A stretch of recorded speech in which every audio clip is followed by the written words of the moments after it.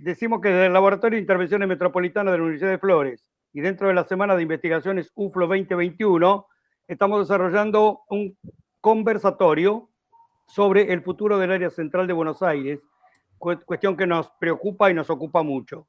Frente a esta propuesta, queremos relevar las opiniones de figuras representativas del quehacer de nuestra ciudad desde ángulos diversos, de la academia, los medios de comunicación, el sector inmobiliario, los factores sociales. Nuevos rumbos surgen en la cotidianeidad. Nuestras vidas, en especial el home office, es utilizado en forma generalizada desde hace tiempo. Pero hoy la pandemia nos obligó, y eso nos contribuyó al mundo entero a profundizar esta forma de encarar el sistema laboral. Allí aparecen cuestiones que a fines del siglo pasado, es decir, hace no más de 25 años, parecían imposibles. Pero paralelo a esto, mientras tanto, el crecimiento tecnológico y modificaciones en la forma de estudiar, trabajar, viajar, de vivir en general, continúan desarrollándose y van asombrándonos. No habrá de resultar extraño entonces que la aplicación generalizada del 5G permita que un joven sentado confortablemente en el quinto piso de un edificio de oficina acondicionado con un par de joysticks en la mano maneje un robot en una mina a 300 metros de profundidad y quizá a kilómetros de distancia de donde él se encuentra ubicado. El diferencial que produce semejante giro en los sistemas de producción impacta en todos los aspectos de la vida y muy directamente en el planteo urbanístico. Es por ello que hoy nos proponemos conversar sobre el futuro del área, un área importantísima de la ciudad de Buenos Aires, pues está en discusión el futuro del área del microcentro de Cava. ¿Qué destino imaginamos cada uno desde su óptica del futuro de un área tan importante, pensando en la influencia que ese cambio, en caso de concretarse, produciría? Bueno, el arquitecto Yamilás es profesor universitario en la Cátedra de Urbanismo de la UBA, se desempeña como gerente operativo de la Unidad de Coordinación del Consejo de Planeamiento Estratégico del Gobierno de Ciudad de Buenos Aires. Silvia Fajre es arquitecta por la Universidad de Tucumán, planificadora físico urbano y regional, se especializó en la administración local y desarrollo urbano en España, es profesora de la maestría y especialización de planificación urbana de la FADU, ha sido ministra de Cultura, pero previamente ocupó el cargo de subsecretaria de Planeamiento Urbano y anteriormente el de Patrimonio Cultural de la Secretaría de Cultura de la Ciudad de Buenos Aires. Miguel Jurado es arquitecto, periodista, editor de la revista Arquitectura del diario Clarín, artista, pintor, es profesor universitario en la Cátedra de Diseño de la Universidad de Palermo y es ex asesor de la Subsecretaría de Vivienda de la Nación. Domingo Esperanza es arquitecto, ha desarrollado trabajos en el campo del diseño, la docencia también, es ex director del Banco Hipotecario y actualmente se especializa en estudio de mercado inmobiliario, donde se desempeña como CEO del Newmark Argentina. Damos la bienvenida y desde ya les agradecemos la participación. Vamos a hacer una ronda de 4 preguntas. Entonces, La pregunta primera es, desde la cuestión ocupacional, laboral histórica, ¿cuál se supone sería la situación general de la City Bancario Financiera? Gracias por la invitación. A ver, yo por un lado, más que nada, estaba pensando en desde dónde contestar estas preguntas. Digamos, ustedes saben, yo soy el gerente del Consejo de Planeamiento Estratégico de la ciudad que reúne a 222 organizaciones. Entonces, más allá del conocimiento y de lo que uno va viendo siempre sobre estos temas, me interesa mucho hablar sobre lo que están pensando las organizaciones de la sociedad civil. Y en ese sentido, lo que se plantea con el tema sistema, digamos, de la City Bancario Financiera, sobre todo es que hacia dónde apuntamos, ¿no? Cuando vemos hacia un futuro. Creo que no tiene que ver tanto con justamente la generación de las que estamos acá hablando, sino la generación de los más jóvenes, y en ese tema la reflexión de cómo ellos ven hoy a la City bancaria o justamente al sistema financiero. Creo yo que antes se tenía la idea de tener edificios y emblemas y eso transformaba la realidad urbana. Hoy los más jóvenes no piensan en un edificio con fortaleza que da la imagen de un banco, sino ya tienen otra idea. Entonces, para mí es bastante difícil, pero yo pienso en la ciudad justamente en esas generaciones o en la generación de mis hijos que todavía no tienen 10 años, ¿no? Pensando en los Bitcoin, pensando en un montón de sistemas que hoy mismo nosotros vamos muy poco o nada a una sede bancaria.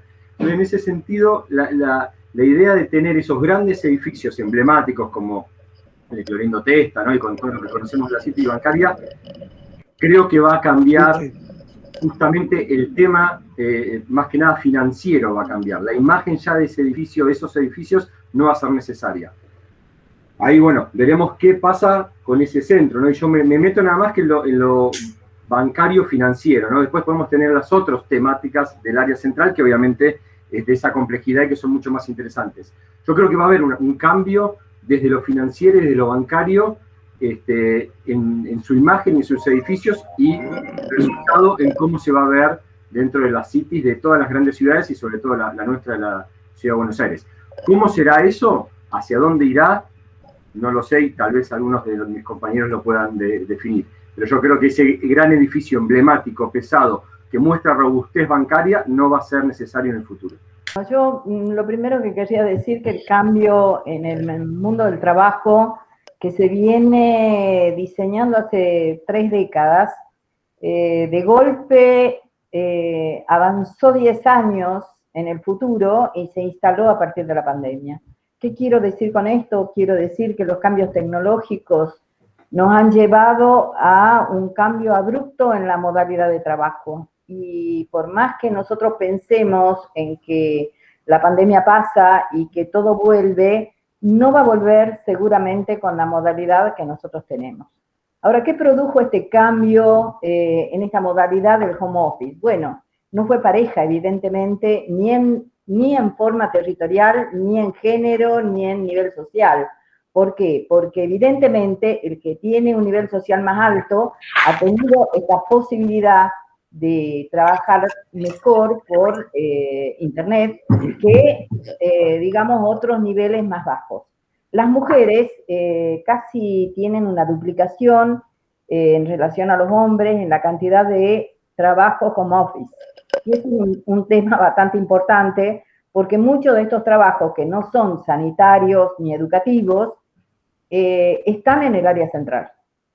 Es decir, que si nosotros miramos en el país, bueno, la distribución del trabajo virtual no es tan alto, pero si lo miramos concentrado territorialmente en un espacio, la verdad que es prácticamente el 50% de los trabajadores o más no han ido al área central. Y esto ha desencadenado una crisis no solamente en la ciudad de Buenos Aires, sino en otras ciudades, a donde tienen una centralidad de alto nivel de valoración, es decir, que tienen una gran capacidad atractora.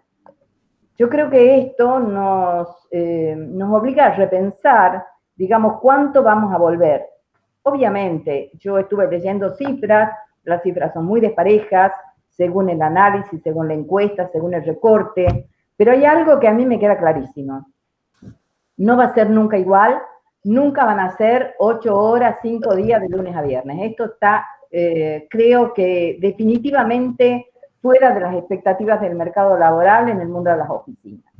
Si nosotros tenemos un nivel de concentración de prácticamente, me encantaría mostrarles un plano, pero hay una investigación de una maestría del DITELA, a donde muestra el nivel de concentración de las oficinas a nivel presencial. Es una isla que está concentrado en 20 manzanas, es decir, que esta localización de trabajo presencial de pronto hizo como una bomba neutrónica y desapareció. ¿Qué consecuencias trae? Bueno, las consecuencias que trae es que dejó muchísimos metros vacantes, metros destinados a oficina, que no sé si se van a volver a usar, por muchas razones, no solamente porque la gente no vuelva a trabajar por la pandemia, una vez resuelto podrán volver. Pero hay cambios subyacentes que se ponen en evidencia, como por ejemplo los millennials que tienen otra actitud frente al laburo, que es lo que señalaba Yamil, que decía, bueno, no necesita la fortaleza de la gran corporación, puede trabajar desde su casa, puede cambiar de trabajo rápidamente, puede elaborar y construir desde otro lugar. Entonces, creo que si nos hacemos una hipótesis de futuro, me animaría a decir que hay por lo menos un 30% de la población que trabajaba en el área central que no va a volver. Eso sí soy optimista. Si soy pesimista, yo diría que en el 50%, porque todas las actividades complementarias a las actividades presenciales de las instituciones educativas, gubernamentales, nacionales o locales, sostenían una serie de actividades complementarias como ser los comercios, la gastronomía, los servicios, las regalerías, la zona de paseo y el turismo, que también desapareció. Entonces, creo que efectivamente tenemos que considerar áreas diferentes, pero yo los invito a que no pensemos solo en el microcentro. El microcentro junto con el macrocentro son una unidad que se retroalimenta y que es necesario mirarla desde ese lugar. No puedo pensar solamente en la isla. Primero, porque la isla del microcentro va a ser muy duro de reconvertir. Y quizás yo tenga que pensar en el macrocentro para tratar de ir desde los bordes al centro para ir produciendo este recambio. He leído, creo que en varios lugares, que no solo va a haber achicamiento de parte de las oficinas, va a haber desaparición de las oficinas y también va a haber cambios de locaciones de las oficinas. Aquella que tenía una categoría B, hoy puede acceder, porque está a mejor precio, a una categoría A, y va a haber desplazamiento del uso de estas oficinas. O sea que los cambios van a ser en cantidad, en calidad y en tipología. Me parece que esto nos obliga a repensar, saliendo de la microzona de la City porteña, avanzar al macrocentro, porque probablemente haya una movilización en estos 3 niveles que yo estoy diciendo. Yo creo, voy a tomar las palabras un poco de Silvia, que nosotros vemos el microcentro, hablamos del microcentro porque tiene un valor simbólico, porque es evidente el cambio que se produjo durante la pandemia, porque la gente no va, los negocios cerraron, y como dicen la mayoría de los estudios, posiblemente un 30% no vuelva nunca más o vuelva esporádicamente al centro, con lo cual hay que ver si los sistemas de transporte y si inclusive los servicios asociados al trabajo administrativo que se daba en el microcentro van a existir. Pero eso es lo más evidente y simbólicamente más importante para nosotros. Y como dijo Silvia, y como va a decir Mingo, voy adelantándome, se produjo un cambio que ya se venía produciendo y que ya había políticas del Estado tratando de resolver, que era que el área era absolutamente administrativa. Y esto que hablamos hoy de la residencialización era una tendencia que se buscaba, con menor entusiasmo, con menos urgencia, pero existía. La migración de algunas locaciones de empresas del microcentro a otras áreas ya estaba sucediendo. Lo va a contar muy bien Mingo ahora cuando venga. Hay áreas de desarrollo inmobiliario de otros sectores separados del microcentro. Inclusive hay migración a la provincia de muchas empresas que ya se habían ido a sus plantas para tener la parte administrativa ahí. Es decir, era complejo porque tenés que mover a un personal que se resiste muchas veces porque ya tiene una cercanía con el lugar de trabajo o una forma de transporte resuelta. Bueno, el asunto es que eso de a poco se fue y, como bien dijo Silvia, todo se precipitó. Los problemas que tenía el microcentro, el macrocentro y muchos otros lugares de la ciudad de Buenos Aires se acrecentaron. Entonces, el problema de la pandemia es un problema que está afectando a muchos otros lugares y muchos otros esquemas de la forma de habitar en Buenos Aires. De hecho, por ejemplo, hay una especie de fiebre por lo menos por las consultas de precios de lotes en nuevos desarrollos suburbanos, de countries y barrios privados. Yo no sé cuánto se concreta, pero existe, cosa que ya existía, que parecía que había revuelto para atrás, pero parece que existe de vuelta. Y esa es una tendencia natural en estas ciudades, en donde también lo que se da es una especie de segmentación socioeconómica, digamos, ¿no? Hay sectores más ricos que hacen determinadas cosas, sectores más pobres que se quedan en la ciudad. Esta tendencia que en algún momento se revirtió, que era que la ciudad de Buenos Aires era un lugar que era cada vez más pobre y de gente más mayor, pareciera que puede acrecentarse en los años venideros. Seguramente en las preguntas siguientes que tienen ustedes formuladas hablaremos de qué se puede hacer. pero me parece que lo que hay que hacer ahora es tener una mirada mucho más amplia, porque el problema del teletrabajo o el tema del teletrabajo es una cosa que sucede a todos los trabajadores de cuello blanco, es decir, a los que estamos trabajando con computadora, pero esta sociedad, lamentablemente, ha dividido aún más el espectro laboral entre aquellos que no tienen trabajo. Hay gente trabajadores de cuello azul, los que trabajan en las fábricas, que son cada vez menos, y después todos nosotros nos preocupamos por el teletrabajo, y hay gente que va adoptando nuevas modalidades de trabajo y que incide en la estructura de la ciudad. ¿Cómo? No lo sé, porque no es tan visible con lo del microcentro. Y tampoco está en el área directa de mi preocupación diaria en la conversación con los profesionales. Así que yo digo, para terminar, ampliemos la mirada, porque en la ciudad están pasando otras cosas, algunas de las cuales no son tan evidentes y tienen menos valor simbólico que lo que es hoy el centro, que sí merece una atención especial. Bueno, no, gracias por la invitación. Por lo general a mí me toca hablar del lado de los malos entendido para lo que los argentinos entendemos a los que administran el capital, digamos. La verdad es que el área central, como bien dijo Silvia, como todo, digamos, no hablemos del microcentro específicamente, salvo en los 90 con la incorporación del proyecto de Puerto Madero, que planteó recentralizar el centro de Buenos Aires y se dignificó en un montón de aspectos. Yo llegué a tener mi oficina en Plaza de Mayo, o sea, a mí no me cuenten lo que es el centro, digamos, porque de Esmeralda y Tucumán pasé a Plaza de Mayo y de Plaza de Mayo al Banco de Londres. O sea, 20 años de mi vida trabajé ahí. Entonces, amo el centro, conozco el centro, mi oficina hoy está en Plaza San Martín, sigo insistiendo en el centro, desde el punto de vista, si quieren, de los aspectos que paradójicamente e irónicamente, la última gestión comunal y nacional habían puesto un montón de obra e infraestructura que iban a mejorar en un montón de aspectos esa área central. Porque el haber hecho el Paseo del Bajo, después vemos cuánto fue cosmética de esa infraestructura y cuánto fue, digamos, valía la pena hacerla, pero que los ferrocarriles desde Palomar a la estación central del ferrocarril y llegaras a tu trabajo con 20 minutos menos de transporte y sin cruces a nivel, o que el ferrocarril Mitre llegara más rápido y llegara más seguro, y que los camiones no atravesaran el área más cara del microcentro de la ciudad, realmente mejoraba un montón la ciudad. Y le pegaron el tiro de gracia cuando el transporte público es el asesino que viaja en COVID. Porque el problema que tiene la pandemia y por qué aceleró tanto el proceso es que atacó el negocio en sí mismo que tiene la ciudad, que es la condensación, que es la densidad. Porque en realidad no existe una ciudad si no tiene aeropuertos densos, salones de espectáculos, estadios, oficinas y transporte público con la gente atestada. Eso es, en cierta forma, digamos, lo que hace al meollo del área central, que es lo que hoy está atacado. Pero por otra parte, salvo en los 90, hasta hace poco, no tuvimos ninguna acción concreta para poder sostener. No estoy haciendo cargo a nadie en particular, sino que digo como sociedad. Los directores y los gerentes de las empresas y los dueños de las empresas viven históricamente en zona norte.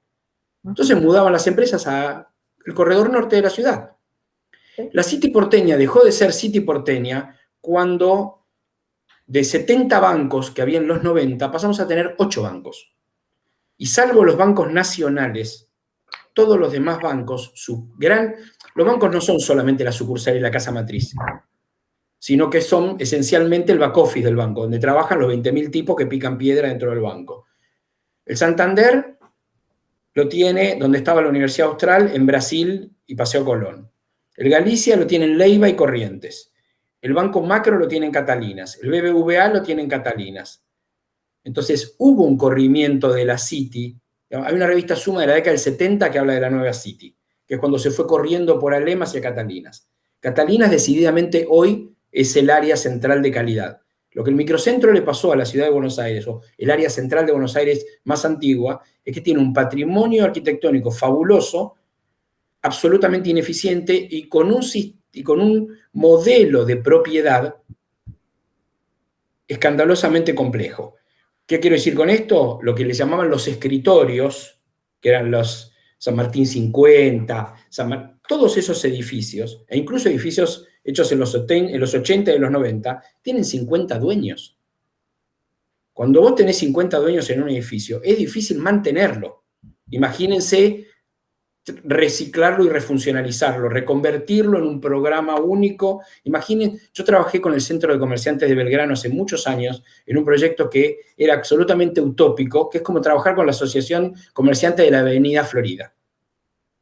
Imaginen que pensemos que Florida pueda transformarse en una única cosa, que le pueda competir al mejor shopping a cielo abierto, que tenga mesas en la vereda. ¿Saben lo que es poner de acuerdo a los propietarios? Y que los propietarios le van a decir que lo pague el inquilino y el inquilino que lo pague el propietario. Y le van a decir al municipio, sacame ingresos brutos y sellos que me está fusilando.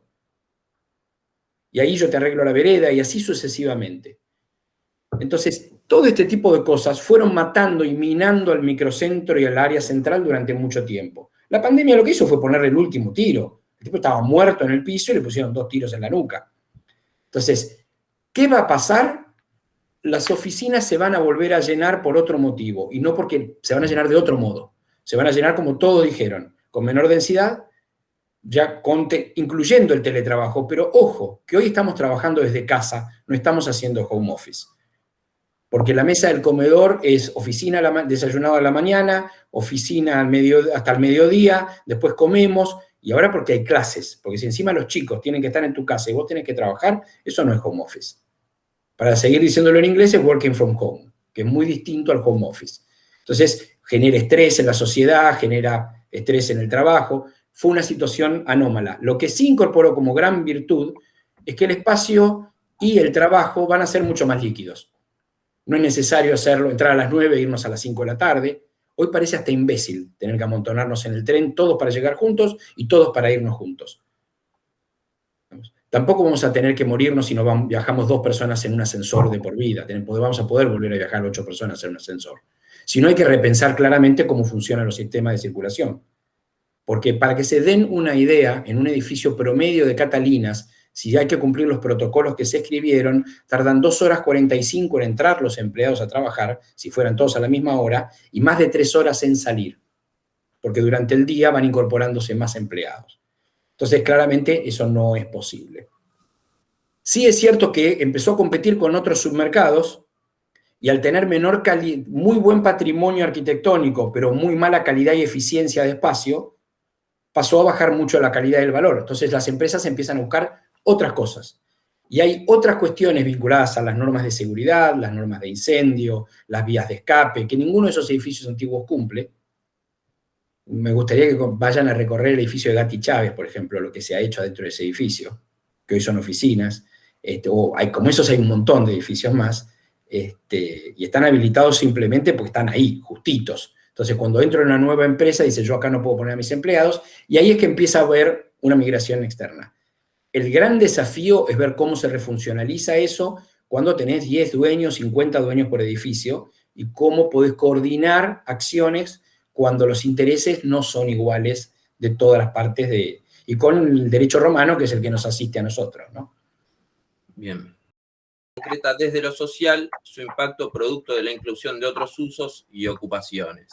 A ver, por un lado, concuerdo con lo que dicen, y también este tema de pensar en este momento también como oportunidad, ¿no? Me parece que eso también, cuando hablábamos de hace tiempo, que se viene pensando en el área central y en la residencialización, y ahí lo de Puerto Madero, de por qué se hizo en su momento también, ¿no? Para tener ese punto de atracción en el centro.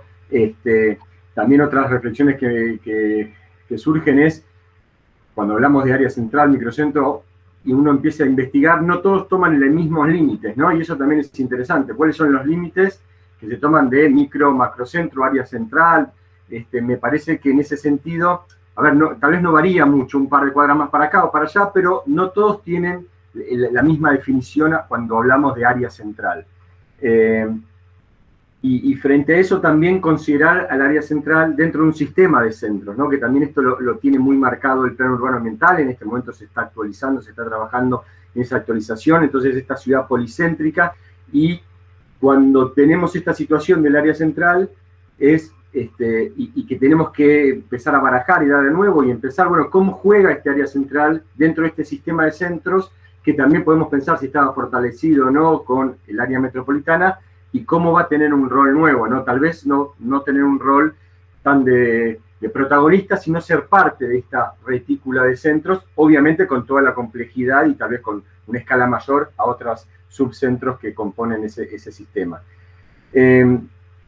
Y frente a esto, digamos, desde lo social, a mí me parece que yo creo que esto, bueno, es una situación que va a cambiar, se va a retomar el centro, de alguna u otra forma, el centro histórico también, cuando hablamos ahora un poco más de lo histórico, el simbolismo, el patrimonio, no va a perder ese atractivo, ¿no? Hablamos un poquito más de lo financiero, después están los edificios patrimoniales, lo turístico, digamos, el turismo en sí que va a volver, obviamente hoy no es una actividad que esté, pero seguramente va a volver, y en relación a lo social, efectivamente, ahí entra lo social y sumaría, que no sé si está en otra de las preguntas, pero como muy importante, lo ambiental, ¿no? El tema ambiental de la Ciudad de Buenos Aires y el tema ambiental dentro del área central. Ahí empieza a jugar con el espacio público y cómo el intercambio que se necesita y que se necesitó en la pandemia y se sigue necesitando. A mí me tocó recorrer y estar en varios de los parques, plazas, espacios públicos, sobre todo durante el año pasado, y era una sumatoria, ¿no? Una cantidad de capas, de layers, de actividades, todas juntas, cuando se les permitió juntarse en los espacios públicos, en los parques y las plazas, era todo junto. Los chicos, el paseo de los perros, la gimnasia, yoga, los cumpleaños, todos juntos, obviamente desesperados después de 2 o 3 meses sin poder salir, y eso sí tiene que haber un recambio y pensar diferente ese espacio público. Y aprovechar, en este sentido también, la necesidad, digamos, hoy por hoy no está definido qué es un parque, una plaza, una plazoleta, cuántos son los metros cuadrados, inclusive la Agencia de Protección Ambiental y dentro de la cantidad de metros cuadrados, no hay una definición de eso. El hecho de definición, digamos, no es que cambie una cosa u otra, pero bueno, también para que todos sepamos de lo que estamos hablando, esos famosos 10 metros cuadrados por habitante, que la OMS nunca lo dijo y que se está puesto ahí. Bueno, ¿cuál es la necesidad, digamos? Y no se dijo porque no es lo mismo para la Ciudad de Buenos Aires que para otra ciudad o para un área más de un municipio. Entonces me parece que es un momento de oportunidad para reinventar, para trabajar desde lo socioambiental, poder tener ciertos espacios y reconvertirlos en plazas. Hay proyectos de plazas de estacionamiento, justamente hablábamos de un momento que se nombró, obviamente digamos, importantísimo el tema de movilidad y transporte, ¿no? Y la complejidad que tiene el centro con las estaciones de subte, las estaciones de tren, todo lo que eso implica. Pero bueno, hay un tema ahí de lo peatonal que empieza ahora a jugar con el transporte automotor, el estacionamiento, pero la necesidad y la puja de tener más espacios verdes y más espacios de absorción también frente al cambio climático.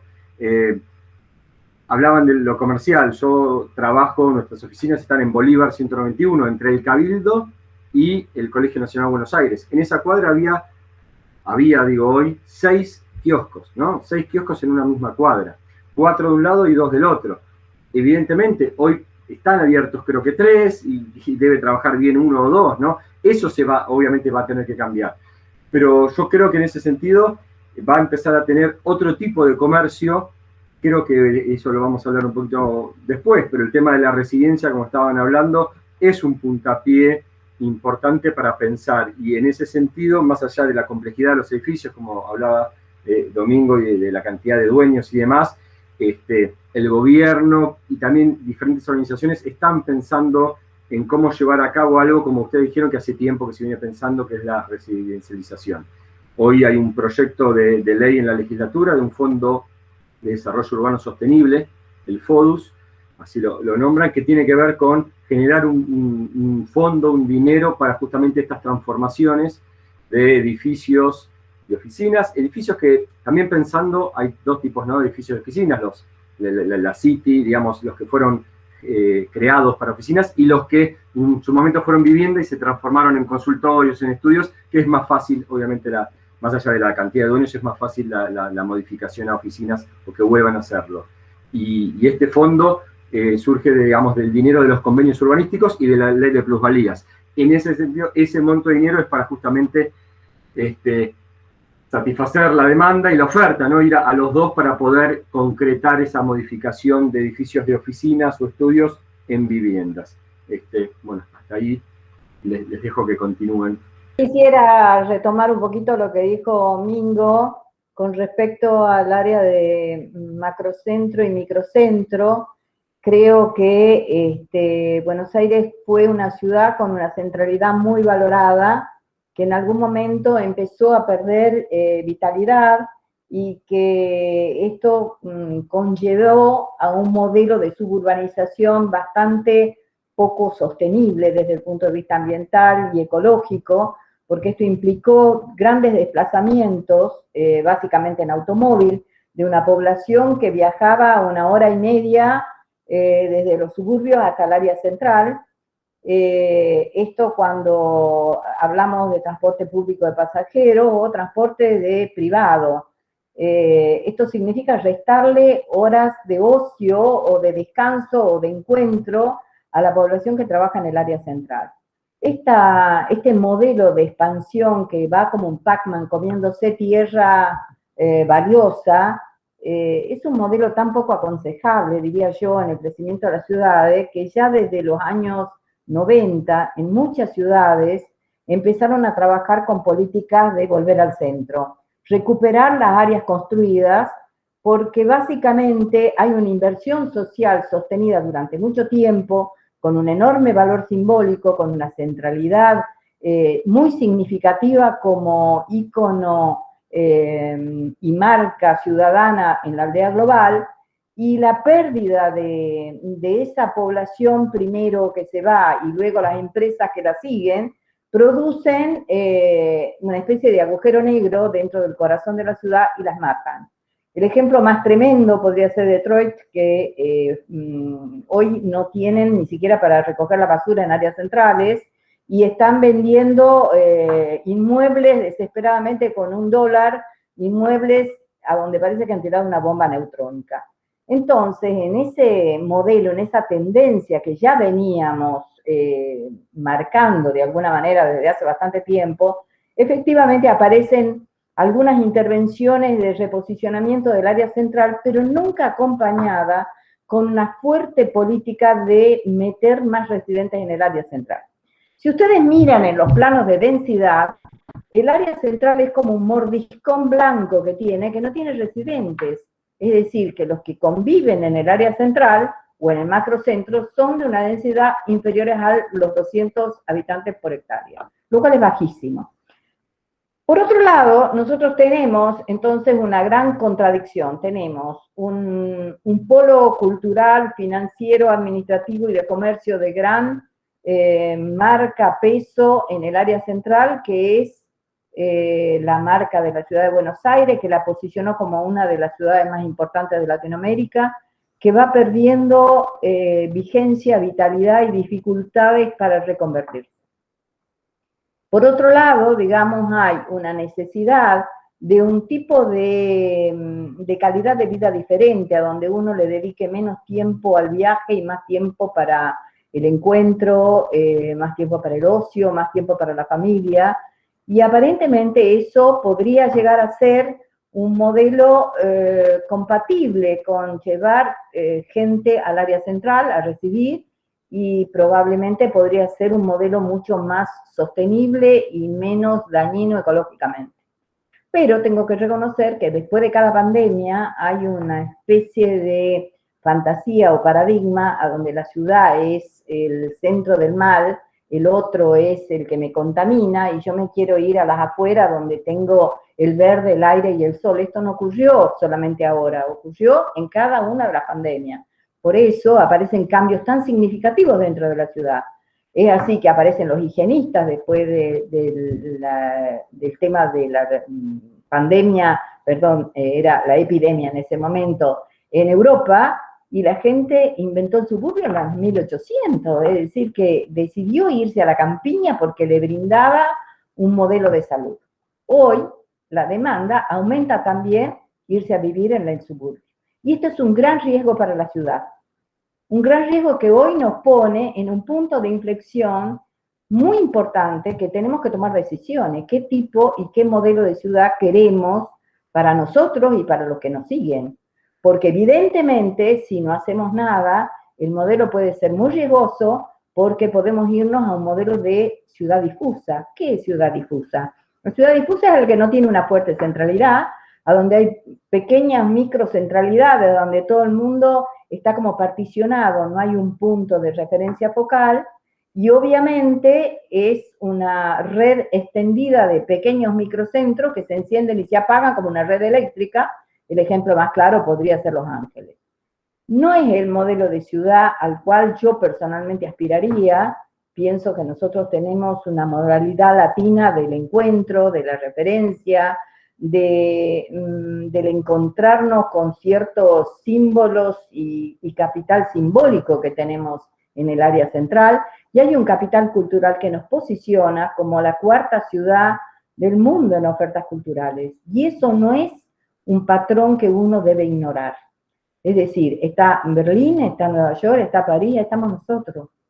Esa oferta cultural que nosotros tenemos nos posiciona en la aldea global y nos permite competir. Entonces, no considerar cómo cuidar esta centralidad distinguida de otras centralidades, que me parece muy bien que aparezca, me parece un riesgo enorme para la ciudad de Buenos Aires. Me parece que, claro, cada tema abre otro, ¿no es cierto? Pero más o menos un poco yo me acordaba cuando se formularon esta pregunta que hay ahora, en la encuesta que hizo el gobierno de la ciudad sobre las fortalezas y debilidades o problemáticas del centro o del área central. Se lo voy a robar a Yamil, que por ahí lo tenía en la manga para traerlo en algún momento. Y el gobierno de la ciudad detectó que para los habitantes del área central, los pocos que hay, una de las debilidades es la falta de espacio público. Obviamente, con la pandemia, el decaimiento del comercio, el déficit de vivienda, el vaciamiento nocturno y la degradación del centro por la pandemia. Pero el vaciamiento nocturno es una característica del área como problemática. Desde siempre eran unos problemas que se evaluaban inclusive con las ofertas de trabajo urbano que se hacían hasta antes de la pandemia. Como dijimos antes, la pandemia disparó todo esto, lo hizo mucho más notorio. Y las fortalezas, y acá vale lo importante para tener en cuenta, ¿no?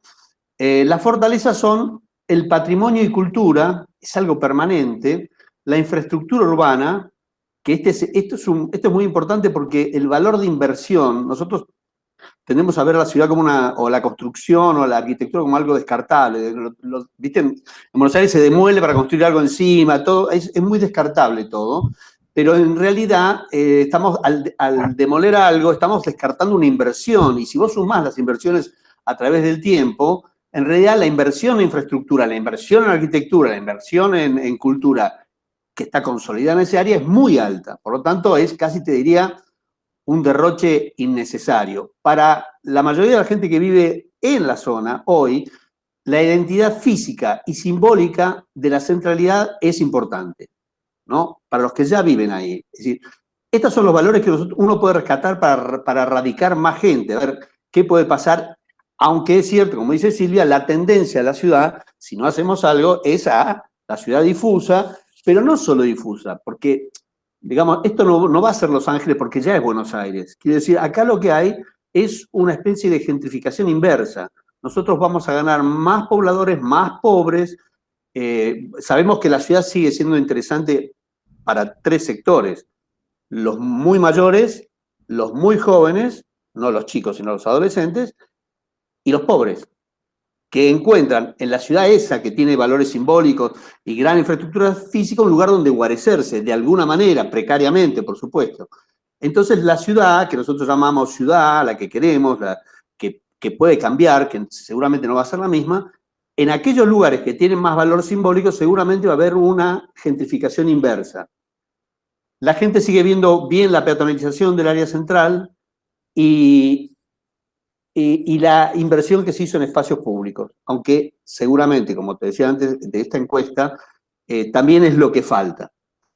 Quería traer a cuenta eso porque en base a lo que las fortalezas y debilidades que todavía se perciben, podemos encontrar cuál es la respuesta para el futuro, pensando en que hay algunas de estas tendencias divergentes y deleterias, de alguna manera, que quieren terminar o llevan a terminar con la ciudad tradicional que nosotros conocemos y añoramos.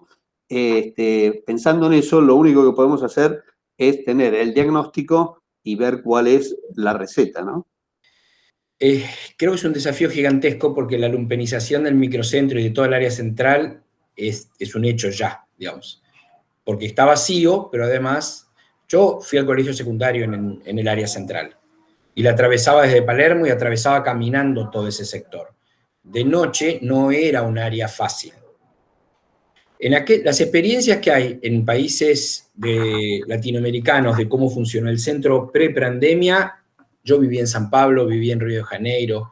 Acá hay un problema muy serio, porque si ustedes ven la experiencia de Parque Patricios, digamos, yo la considero exitosa, el Parque Patricios 10 años atrás y hoy, tiene un correlato, si querés, que castiga en cierta forma el microcentro. Entonces, si vos te vas de un lado y te lo llevas a otro lado, en Río de Janeiro yo viví en los años 90 y se sentía que Río de Janeiro en los 60 había dejado de ser capital del país. Todavía había una herida adentro de esa ciudad.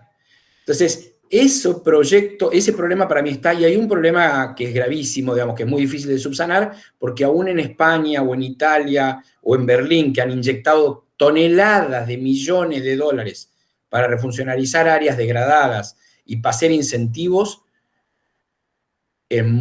cosa que nosotros no tenemos como país ni como ciudad, es muy difícil lograr torcer las conductas sociales y los deseos. Cuando ustedes preguntan a cualquier habitante del país cuál es el barrio aspiracional, nunca es el centro. Nunca, desde hace años.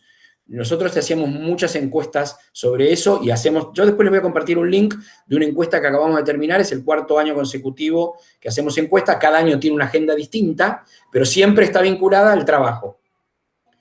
Hablamos de género y medio ambiente, bueno, después nos agarró la pandemia y ahora la foto post-pandemia, el regreso a la oficina.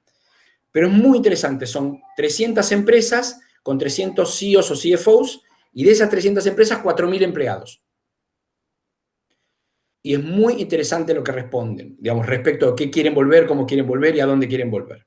Si ustedes ven efectos, digamos, cosas que han pasado muy exitosas, donde lo público y lo privado funcionaron juntos, hasta en Manhattan. Digamos, a mí tuve la suerte de trabajar en el proceso de regreso, de retorno a la zona de Ground Zero, un área que se pensaba que nunca más nadie iba a vivir. Lógicamente, una inyección de capital descomunal. Era 2 veces el PBI argentino volcado en 20 manzanas. Y después hubo un efecto que nadie imaginó y tuvo un efecto mucho más inmediato y con menos costo, que fue que Google decidió mudarse a Chelsea porque era muy barato y se transformó en trendy. Y automáticamente los jóvenes se mudaron a vivir a Chelsea. Uh-huh. ¿Por qué? Porque no querían viajar mucho. Yo tengo 2 hijos millennials, trabajan las 2. Se matan antes de tener que estar 1 hora y media arriba de un transporte público para trabajar. Eso no quiere decir que no quieran ir a la oficina, quieren sociabilizar, quieren volver a trabajar, pero entonces el desafío desde el punto de vista de lo social, para mí, es ver cómo articulás para que el trabajo y la vivienda juntas vayan ahí en un contexto macroeconómico más ordenado, porque hoy es muy difícil, porque aún regalando las viviendas, es muy difícil que se puedan sostener.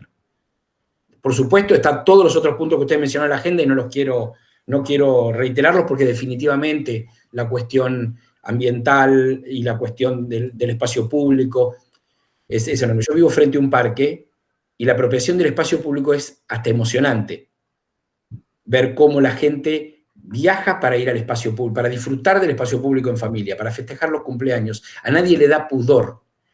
Hoy es muy parecido a lo que pasa en algunos pueblos del interior. El pobre y el rico usamos el mismo parque para disfrutar del cumpleaños. Algunos contratarán teatro de títeres y otros harán una modesta sangucheada, pero todos compartimos el mismo espacio público. Y eso es un gran efecto, digamos. Ese es un efecto noble de la pandemia, si quieren, a mi gusto.